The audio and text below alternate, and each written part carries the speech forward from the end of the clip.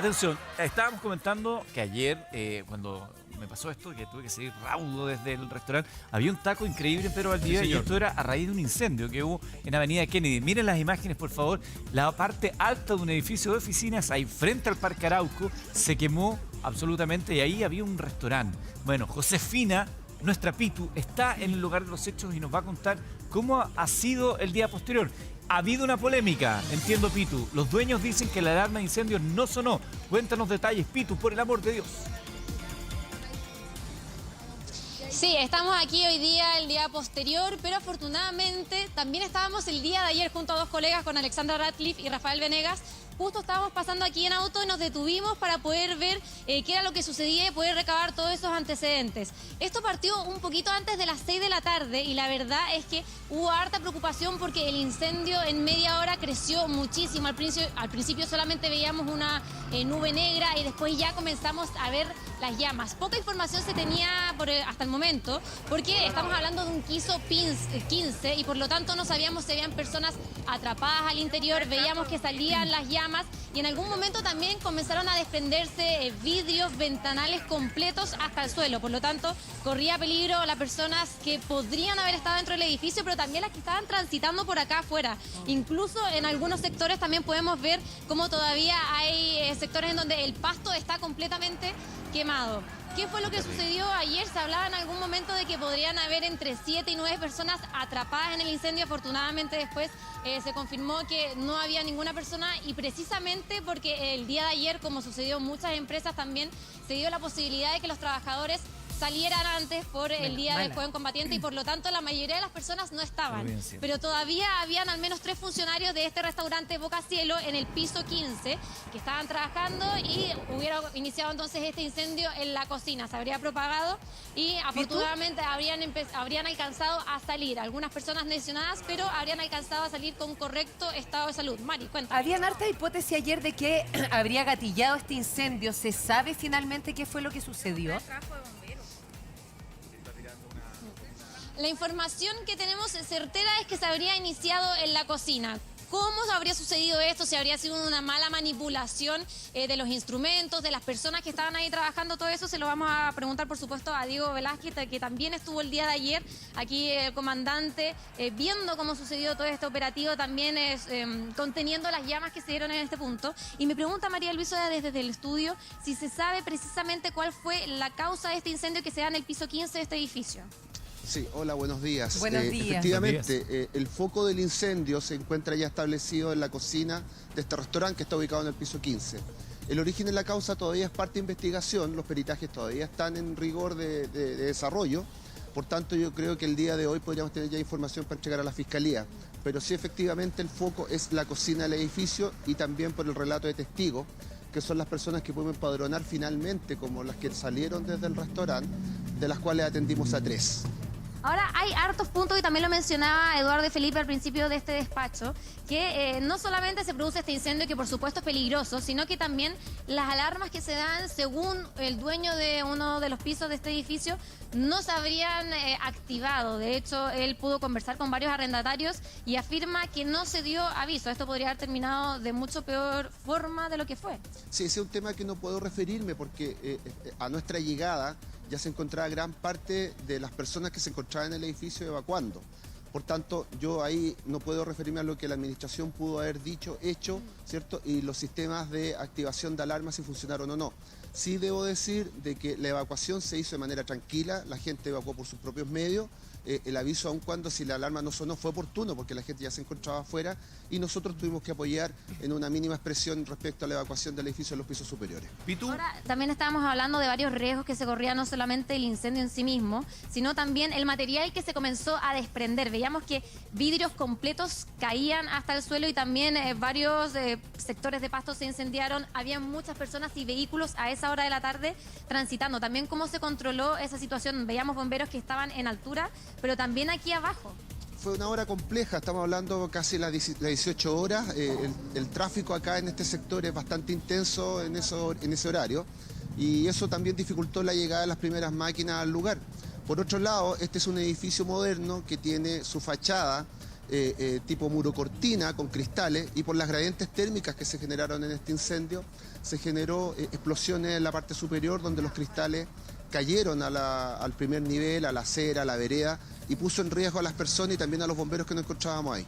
Eduardo, precisamente mientras tú me haces la pregunta que tenías, Felipe. vamos a movernos aquí a la fachada con el comandante y también, Felipe, perdón, también con nuestro prevencionista de riesgos, Luis Salamanca, que nos está acompañando para poder indicarnos cuál fue el protocolo que se llevó a cabo en este lugar y también si fue correcto. Pero si nos acercamos acá por al lado, podemos ver que hay sectores de pasto y también de la fachada que están bien quemados. Cuéntame, Felipe. Sí, perdona que te interrumpa, Pitu, pero sería bueno volver con el comandante Diego Velázquez, que es voluntario de la 10ª Compañía de Bomberos de Santiago, porque entiendo que él estaba en un Zoom, vive muy cerca de ese lugar, y él se percató justamente del humo que emanaba de este restaurante Boca Cielo. Si nos pudiese contar un poco cómo fue esa situación y si eso ayudó efectivamente para que cerca de 200 voluntarios de 15 compañías del Cuerpo de Bomberos de Santiago pudiesen llegar rápido a este siniestro.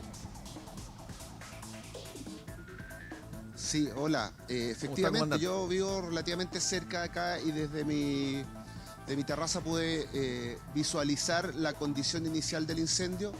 Eso me permitió reaccionar de manera rápida y tomar contacto inmediato con la central de alarma y telecomunicaciones nuestra y activar todo el protocolo de alarma de incendio y también llegar rápidamente al lugar para disponer la disposición y la posición inicial del personal y de las máquinas que llegaron, principalmente el material de altura.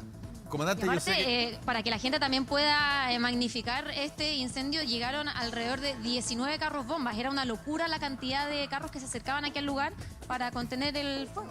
Nosotros despachamos todo el material de altura que teníamos disponible. De hecho, hoy día acá tenemos en la mañana 2 de ellos, un brazo articulado de 33 metros y una escalera telescópica de 55 metros, que son las más grandes que tenemos disponibles en Santiago. Efectivamente, fueron 15 compañías las que concurrieron a este lugar, se activó una tercera alarma de incendio y esto se hace principalmente por asegurar la fuente de agua. Nosotros distribuimos nuestro material en las cuadras cercanas al lugar de la emergencia, por tanto ocupamos toda la red de grifos que está disponible para poder hacer mediante convoy el abastecimiento de agua, principalmente a las escalas telescópicas, ya que hay que llegar con muchísimo caudal y presión a la parte superior del incendio. Sí, Eduardo, Felipe, tengo entendido que tenía una duda, ¿o no? Sí, Pitu, solo preguntarle, ahí veíamos también a personal de la 13, está el capitán de la 5ª de Santiago también. Preguntarle al comandante respecto a lo de la cocina. Siempre se dice que hay que esperar los informes, en fin, pero si nos pudiese contar respecto a la posibilidad de que se haya inflamado la campana de la cocina, que es como el clásico que ocurre lamentablemente en restaurantes porque no se hace la mantención y la grasa acumulada genera a través de una chispa justamente que se prenda esta cocina, si esa sería una de las posibles causas del incendio. Sí, Felipe. Bueno, las cocinas generalmente cuando se incendian, el foco de este fuego y el origen está en las campanas. Aún nosotros no podemos establecer si la campana es el origen del incendio. Bien, porque también existían otros elementos y otros accesorios electrónicos que estaban conectados en funcionamiento. En el lugar principal donde se concentra la mayor temperatura se encontraba la cocina y también otros elementos que hacen dudar de que la campana sea 100% el origen de este incendio. Pero es parte de la investigación que yo creo que ya el día de hoy va a estar establecida. Sí, tengo entendido que tienen que resolver un tema por mientras el comandante.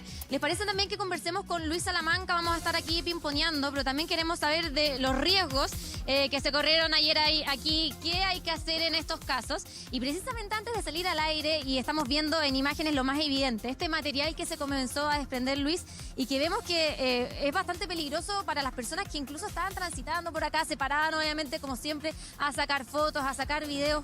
¿Cuál es la recomendación primero para las personas que están al interior del edificio? ¿Cómo tienen que actuar? Bueno, hola, primero que todo, buenos días. Mira, Buenos días. en el fenómeno que estamos viendo hoy día, que curiosamente existen restaurantes que están en altura. Por lo tanto, este no es el único en Santiago. Por lo tanto, generar un perímetro de seguridad que generalmente se llama como zona de seguridad es lo que primero se tiene que diseñar en el papel. Es decir, dónde puedo agrupar a personas que están viviendo, ya sean edificios de oficina o domiciliario, en este caso un restaurante en altura. Primero saber claramente cuáles son las vías de evacuación. Estas tienen que estar claramente señaladas señalizadas, y no necesariamente como en los aviones, pero la recomendación para las personas es que efectivamente cuando vayan a un lugar tengan claridad de dónde es el lugar que tienen que evacuar, por qué vía tienen que evacuar y que tiene que estar señalizada. ¿De quién es la labor de informar cuáles son las vías de evacuación, cómo debe ser el actuar de las personas en una emergencia de este tipo? Bueno, en este caso estamos hablando de un restaurante que no necesariamente tiene que tener publicado donde, decirte, el mozo no te tiene que decir cada día o cada atención que por aquí tiene que salir. Ahí la responsabilidad es tuya. Es decir, ¿dónde está la vía de evacuación que tiene que estar debidamente señalizada en primer lugar? La responsabilidad del dueño o el que opera el restaurante es que esta tiene que estar permanentemente desocupada y expedita para que todas las personas, cuando sintamos un sonido irregular, es decir, una alarma que deben conocer como una alarma de evacuación, no la debo cuestionar, sino que debo reaccionar, tomar mis pertenencias rápidamente y evacuar tal como si saliéramos del metro. Esa es la velocidad de evacuación correcta, sin desesperación, sin gritar, sin llamar la atención en otro foco, sino que permanentemente y constantemente desplazarme hacia una zona que me va a garantizar una caja a escala, una caja presurizada en algunos casos, para que me lleve a una zona de seguridad. Hay que entender que las escalas de emergencia tienen entradas, no salidas. Por lo tanto, hemos visto en otros casos que las personas entran a una caja de escala y quieren salir en un piso inferior. Eso no debería permitirse, sino que solamente una zona de seguridad. El problema que tenemos hoy día es que, como recién estabas mostrando, alrededor del perímetro del edificio hay material incandescente que cayó, hay marcas de pasto quemado, y eso que es un pasto verde. Hay mucha proyección de vidrios, de material que estaba incandescente y que cae alrededor de... del edificio. Hay también un fenómeno que hay planchas que vuelan hacia Avenida Kennedy lateral. La vemos en imágenes. Por lo general, gracias. Por lo general, ¿qué es lo que significa esto? Que las zonas de seguridad deben ser un poco rediseñadas para, en este caso, que es un edificio que tiene una circunvalación muy llena de tránsito de personas, hay un paradero inmediatamente al frente y también grandes avenidas como Kennedy, debe haber una reingeniería de distribuir esta gran cantidad de personas que puede ser en hora hábil o puede ser en hora de recreación, ¿ya? En las dos situaciones tiene que haber un plan de emergencia. Y eso es muy importante lo que tú dices, porque claro, tú hablas de la evacuación, tiene que ser correcta, tranquila, pero también de una segunda parte. Tengo que encontrar un lugar que sea seguro para yo estar por mientras pasa la emergencia. Por ejemplo, ese no podría haber sido la entrada del edificio porque vemos que está llena de hollín, que cayó muchísimo material. Eso no sería una alternativa para las personas que bajan aquí del edificio, me imagino. Lamentablemente aquí hay un tema de diseño, ¿ya? Que muchas veces los arquitectos, constructores, ¿cierto?, se guían por un diseño muy hermoso, muy funcional, que da una apariencia bastante grata, pero lamentablemente, claro, no es tan seguro porque, digamos, la comodidad de un edificio, la visual de un edificio, tiene que ir de la mano con las zonas de seguridad que tienen ciertas características. ¿Cuáles son estas características? Que no exista nada que pueda caer sobre las personas, que éstas no se ven expuestas a líneas de energía, que tenga el suficiente espacio, que no exista, ¿cierto?, un riesgo asociado a, en este caso, un incendio, pero también tenemos que ponernos en caso de un terremoto, en el caso de la playa, a las zonas de evacuación para tsunami. Todo esto tiene que conversar de acuerdo a la planificación urbanística y a los sistemas de seguridad que deben respetarse como norma que está establecido en la Ordenanza General de Urbanismo y Construcción.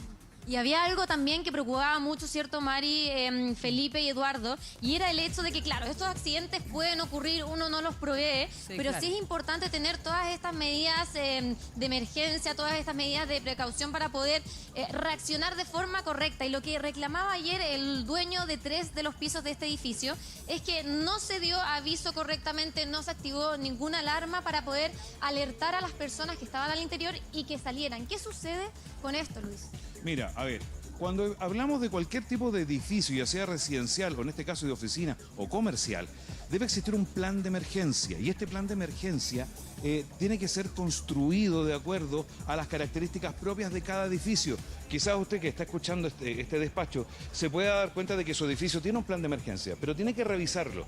¿En qué sentido tiene que revisarlo? Que sea un plan de emergencia coherente con el edificio que estoy viviendo. Si tengo cajas a escala o no, si tengo una caja de evacuación externa al edificio, todas son características propias. Segundo, la administración de todos los edificios debe procurar de que este plan de emergencia sea comunicado a cada uno de los residentes, ya sea un arrendatario, un propietario. Parte de la administración. Por parte de la administración. Josefina. Y tiene que existir un documento que certifique que el departamento 705 tuvo conocimiento del plan de emergencia. No tan solo entregarlo, sino que también hacer reuniones comunitarias para explicar las características propias de una evacuación cuando corresponde o no. En este caso, un incendio sí es de evacuación inmediata, un escape de gas lo mismo. Pero ojo, cuando hay un terremoto, cuando hay un sismo de grandes proporciones, debo tener una conducta diferente. Fíjate que debo esperar que el terremoto o el sismo pase, controlar, ¿cierto?, la ansiedad de las personas, evaluar si la escala de emergencia está en condiciones de ser usada y posteriormente evacuar a la zona de seguridad. O sea, cerciorarse de que haya conciencia de este protocolo. Sí, Felipe, te escuchamos. No, ahora soy yo, Eduardo, José. Oye, pregúntale por favor, porque No Luis, identifico bien las voces. sí, Luis acaba de decir algo que es sumamente interesante y me gustaría conocer la opinión del comandante de bomberos que está ahí contigo, porque da la sensación que, claro, hay protocolos dentro de los edificios, pero no sé si los protocolos en términos de la cercanía que tiene un edificio de otro permite que pasen los carros de bomba. Recordemos que Chile, o Santiago en particular, tuvo un incendio que fue significativo para esto, que fue el incendio de la Torre Santa María, acá justo al lado de TVN, y otros incendios similares donde, por ejemplo, en Meix, en su momento, donde no podían ingresar los carros de bomba porque simplemente no daba el ancho. ¿Eso ha sido corregido? ¿Tienen los edificios acceso fácil para los carros de bomba? Hola, no, lamentablemente no ha sido corregido. Como muy bien explicaba el prevencionista, este tema es un tema que para nosotros es recurrente y sale a la superficie en estas condiciones, cada vez que nosotros tenemos que enfrentar una emergencia. Si ustedes pueden ver los carros que tenemos acá, son los carros que tienen la mayor potencia en términos de altura para poder atacar ofensivamente un fuego estructural en un edificio a estas condiciones. Y son carros de gran tamaño, porque deben ser de gran tamaño, porque necesitan plataformas de estabilización importantes, tenemos que dar ángulos de trabajo que sean seguros. Por tanto, muchas veces en las calles que nosotros tenemos disponibles, principalmente en el centro de Santiago, estas máquinas difícilmente se pueden instalar. Además hay que considerar el estacionamiento masivo que se está generando en las aceras, donde tenemos vehículos estacionados en ambas veredas, por tanto ya con eso se reduce al 50% la posibilidad de tránsito. Y estas son máquinas que requieren de 3,5 metros fácil para poder movilizarse. Entonces, es una situación compleja. En este caso particular, este edificio por calle Luis Carrera tiene una plataforma comercial que está en un nivel subterráneo. Y esto también aleja la fachada del edificio desde la calle principal con la posibilidad de poder acceder de manera más rápida y de manera más efectiva. Por tanto, hoy día ya estamos a 20 metros, 25 metros desde la vereda con la fachada y a eso sumemos el ángulo de inclinación para poder llegar a la altura. Entonces, fue un incendio complejo, esta es una situación compleja y lo otro también son los subterráneos, porque nosotros, en un afán de poder hacer el resguardo también integral de la emergencia, nosotros no accedemos a plataformas donde sabemos que hay subterráneos debajo porque no sabemos en qué condiciones se puedan comportar con el peso de nuestras máquinas. Nosotros tenemos máquinas que parten en 15 toneladas y pueden llegar a 30, 33 toneladas sin ningún problema. Y fue una maniobra evidentemente difícil. Nosotros lo veíamos desde altura, desde una pasarela. Y la verdad es que al principio costaba mucho que el agua llegara a los edificios, precisamente por esto que nos habla Luis Salamanca, que nos habla también el comandante Velázquez, que se privilegia el diseño por sobre lo práctico a veces cuando se construyen estos edificios. Es algo que en definitiva se debe de cambiar para poder responder correctamente a estas emergencias y que pueden pasar. Y obviamente se tienen que tener los protocolos necesarios, las medidas también para poder responder de la forma que deberían, ¿no? Exactamente, Josefina. Gracias por este reporte. Muy interesante la conversación que deja y las lecciones que deja, porque el incendio de la Torre Santa María fue en los años 80. Han pasado muchos años, 81. Han pasado muchos años. No estamos lamentando una desgracia hoy día. Al parecer son solo elementos digamos, materiales y no hay personales. Pero ¿qué hubiese pasado si estábamos hablando de 1 o 2 muertos, personas gravemente heridas? Nuevamente estaríamos diciendo, pucha, no hemos actuado, nadie vigila, nadie supervisa la forma en la cual estamos construyendo una ciudad que es cada vez más moderna y hay que a veces hay que sacrificar lo estético por lo práctico para situaciones como esta. Gracias a Josefina de este incendio en Vitacura. Sí.